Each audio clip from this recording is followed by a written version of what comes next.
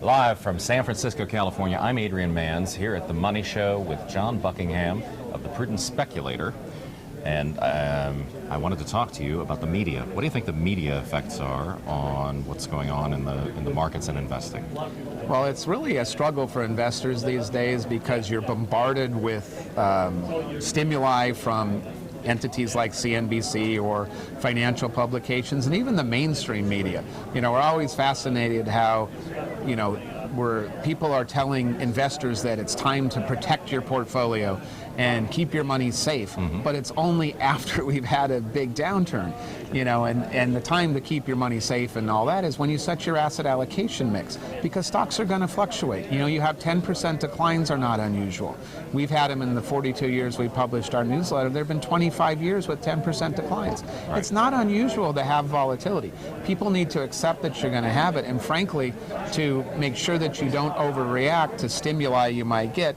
And of course, we know it's good for ratings on CNBC when the markets have these gyrations, but you know, we've had gyrations before. Today, of course, CNBC is running Markets in Turmoil special reports.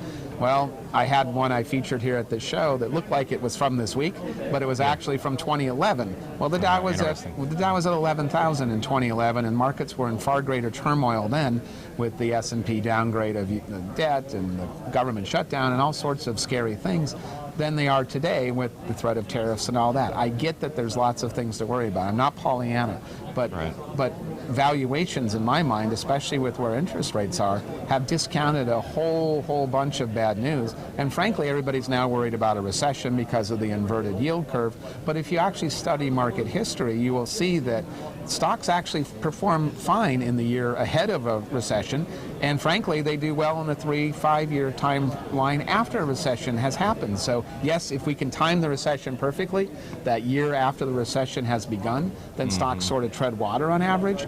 But the message I give to my followers is that volatility is normal.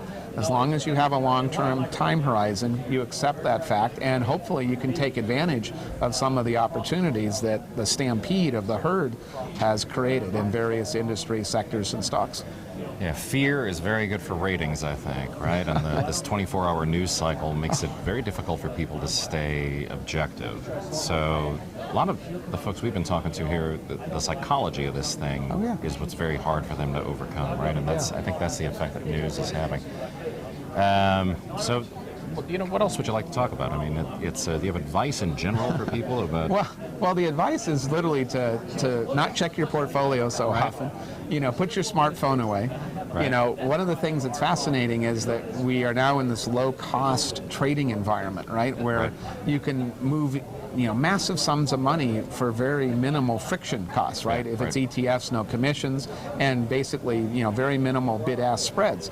So it's great that we can all trade inexpensively, but that barrier that we used to have with higher commissions and wider bid-ask spreads would literally stop people in their tracks from saying, I'm going to liquidate my 25 stock portfolio. If it's going to cost me $1,000 to sell 25 stocks, I might not do it, right? Versus, hey, I can push a button on my phone because, you know, I saw something on television that really scared me, or I heard that we might have a recession, and somehow I think a recession is bad for stocks when an earnings recession is bad for stocks, but I don't see an earnings recession on the horizon.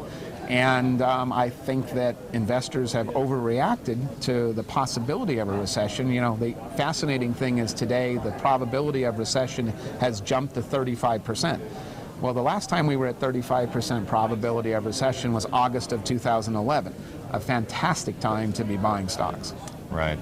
Right. I think it's, you know, it's interesting you're talking about the commission reductions. And I was talking to somebody yesterday who said, did you hear that there might be zero commissions coming up on equity trading? And I said, well, a lot of people are going to go broke very quick because the temptation is going to be to pop in and out of everything rapid fire, I guess. But so if someone's looking to do research and figure out where they want to invest and they want to look at what you have to say, where would they find your newsletters?